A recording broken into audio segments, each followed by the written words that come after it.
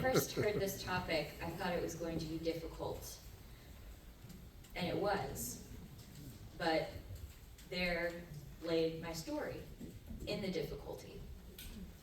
I worked at the Fresh Market a couple of years ago in the deli, and it was interesting.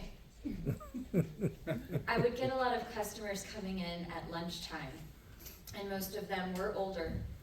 And I made note of this one older woman who would come in most days of the week. And she was a tiny little southern thing.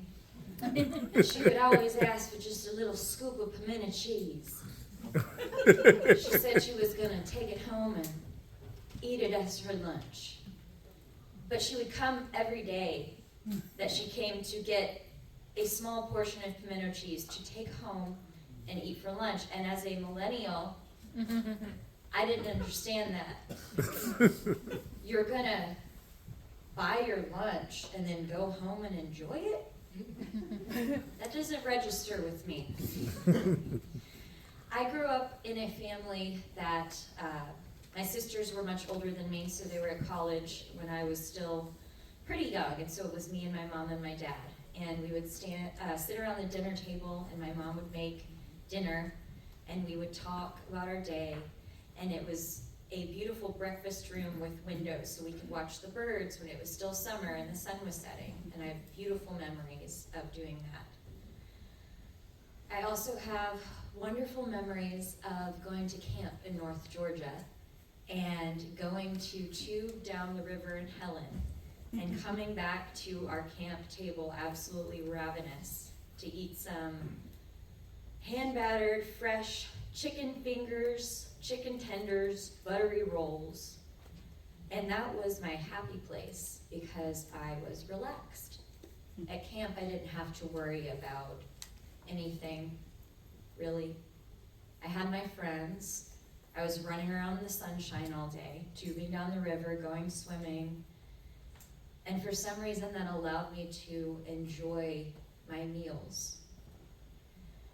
As I grew up, I realized that there was something different going on with how I perceived the world. And now that I'm older, I realize that it's actually a very common issue, and it's called anxiety. But we didn't have the vocabulary in my family growing up to describe such a thing. So it wasn't until I was 20 years old and my mom sat me down and said, "Carley, I think there's something wrong with you." And I said, "You think?" So in high school, I didn't have any body issues that I was aware of. I never tried to restrict myself. I never tried to fit into a certain size, but I would get so nervous every day before school that I would not be able to eat breakfast. And so my mom would get some milk and some instant breakfast powder and stir me up a little breakfast shake. That was the only thing that I could keep down.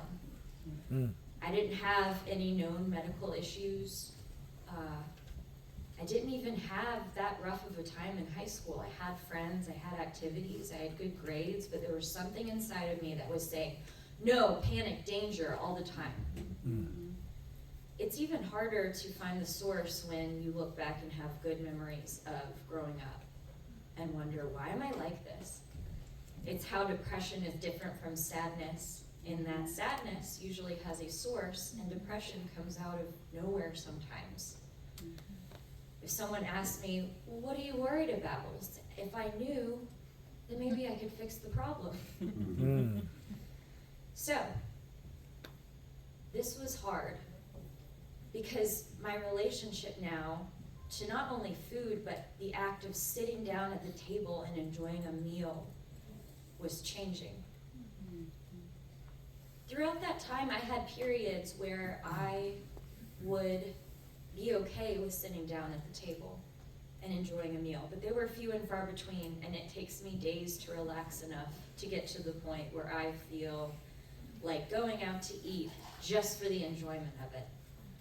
I remember eating fudge royal ice cream with my grandmother in Tampa, Florida, watching the boats go by at night. And I remember in college exploring Buford Highway and all of the wonderful Asian, Central American fusion restaurants that I would enjoy with my friends. Getting dim sum at Chinese New Year, yes, it's coming up. I also joke that the only time I'm relaxed enough to sit down for a meal is in the middle of the night because of my medication. But I don't know if any of you are familiar with Mike Flanagan's Haunting of Hill House. But one of the spooky ookies is called the Bent Neck Lady. Yeah. Mine is the Bed Snack Lady. And she comes to me and she says, "You're relaxed now. It's 2 in the morning and you've already been asleep for a few hours. Let's go eat a tub of ice cream since you feel so relaxed." Again, the night eating is a price I am willing to pay for some semblance of peace of mind. But I wonder if this is cultural. When I worked at a pizza restaurant downtown for a couple of years, I used to get yelled at for eating a slice before my shift of an unwanted pie. That restaurant's not open anymore.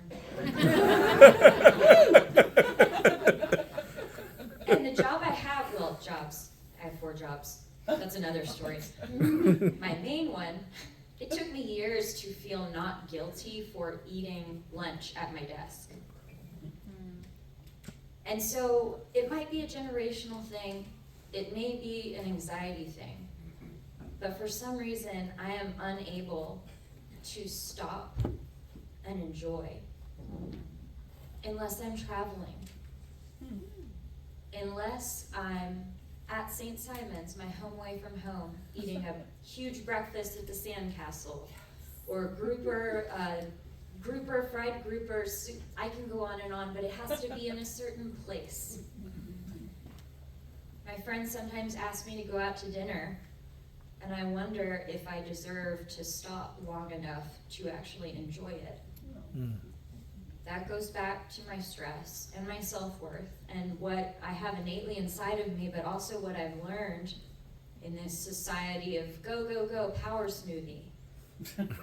How can I, later in life, be like the pimento cheese lady? To where I pick out my lunch, go and purchase it, and go home to my dinner table to enjoy it.